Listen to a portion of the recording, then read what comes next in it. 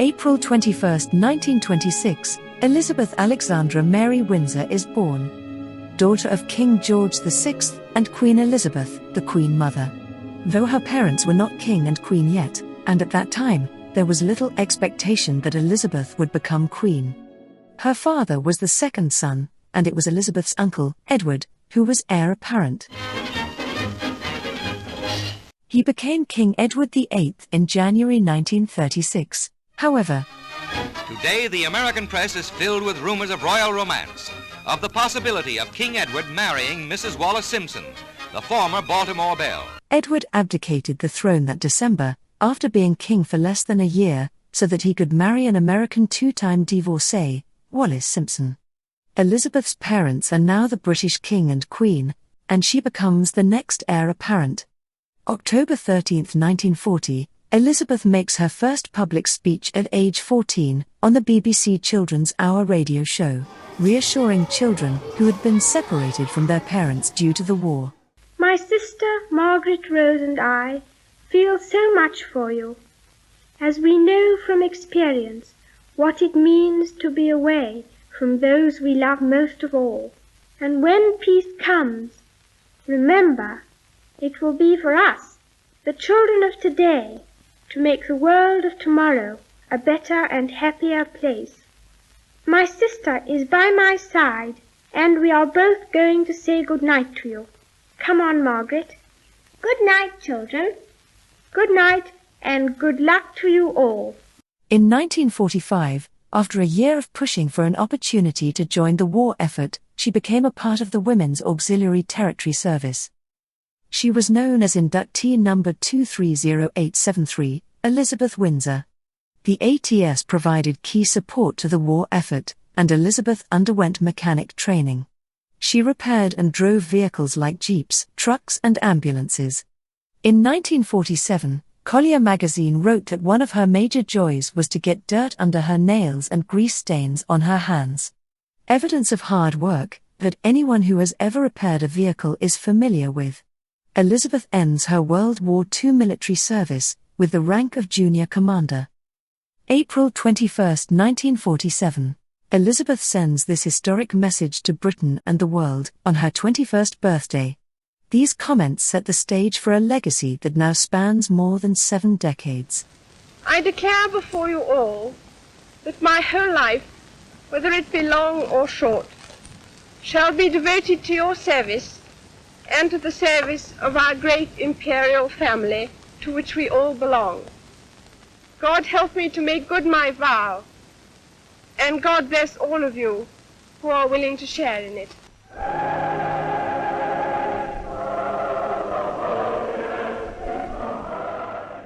November 14, 1948, she marries Prince Philip of Greece and Denmark.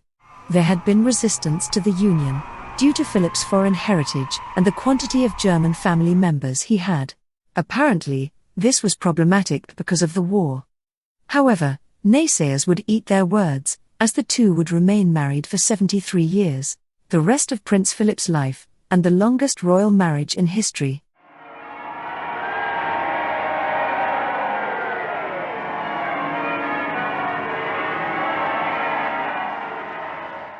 November 20, 1948, Prince Charles is born. August 15, 1950, Elizabeth's only daughter, Anne, the Princess Royal, is born.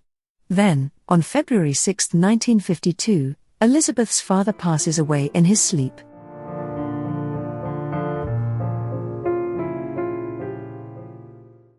And Princess Elizabeth is now Queen Elizabeth II.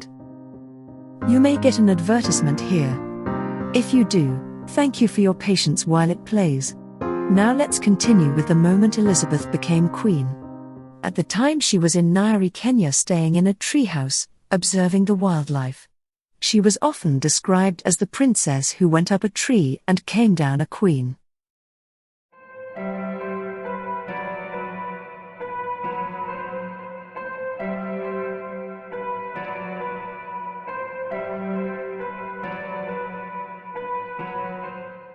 In a way, I didn't have an apprenticeship. My father died much too young, and so it was all a very sudden kind of taking on and making the best job you can.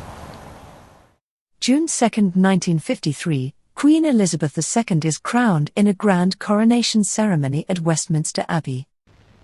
The climax of the ceremony has arrived, when the Archbishop gently sets this splendid emblem on the Queen's head.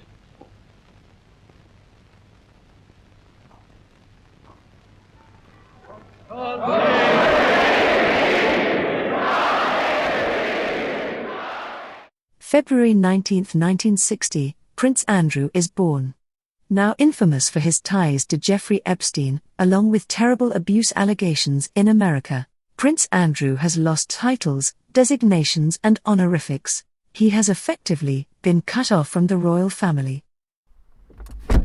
March 10, 1964, Elizabeth's fourth child, Prince Edward, is born. 1992 is a tough year for Queen Elizabeth. In the words of one of my more sympathetic correspondents, it has turned out to be an annus horribilis. As the marriages of 3 out of her 4 children end, a fire damages Windsor Castle. It took over 1 million gallons of water to quench the blaze. And a recession causes public outcry over the costs of castle repairs and the royal family in general. Oh, so we pay. Government don't pay, we pay. In response, Elizabeth volunteers to begin paying income taxes. Westminster told Parliament that the Queen and Prince Charles had volunteered to pay income tax. But we are all part of the same fabric of our national society, and that scrutiny by one part of another can be just as effective if it is made with a touch of gentleness, good humour and understanding.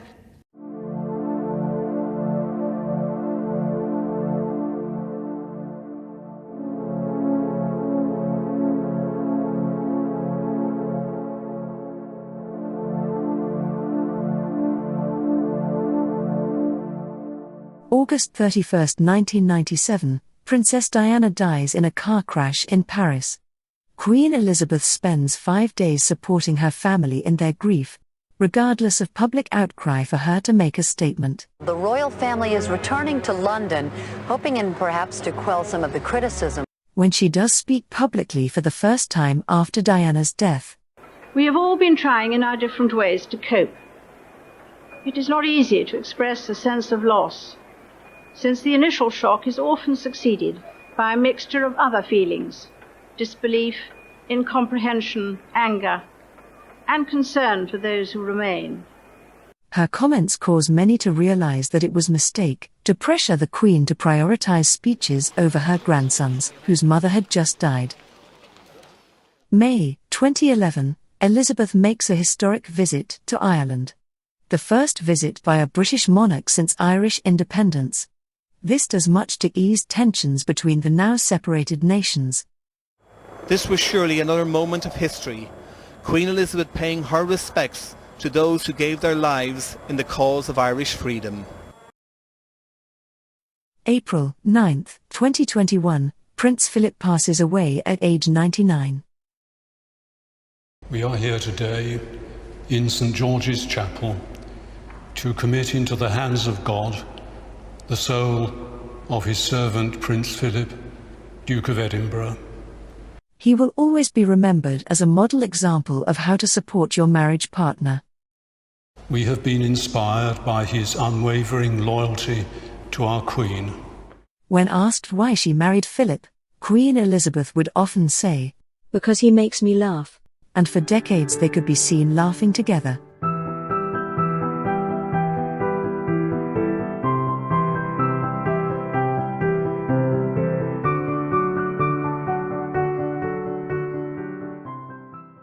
February 6, 2022, Queen Elizabeth II becomes the first British monarch in history to reach Platinum Jubilee, marking 70 years as sovereign. September 6, 2022, she meets with Boris Johnson and Liz Truss to oversee the handover of power between prime ministers. Truss is the 15th UK Prime Minister during her reign. September 8, 2022, Queen Elizabeth II passes away at Balmoral Castle, her summer home in Scotland. She was 96 years old, and will always be remembered for her strength, adaptability and poise, a stabilizing force in a chaotic world, with a bit of mystery and cheekiness mixed in for good measure. And after the longest active reign in history, Elizabeth II rests, and her eldest son becomes King Charles III.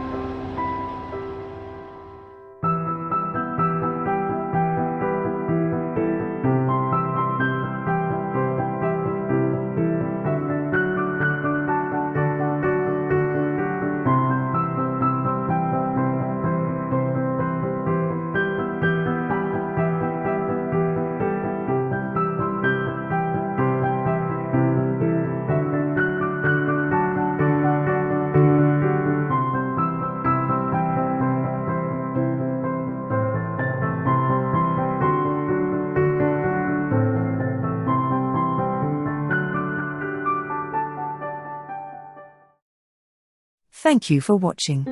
Please feel free to leave some positive thoughts about Queen Elizabeth below.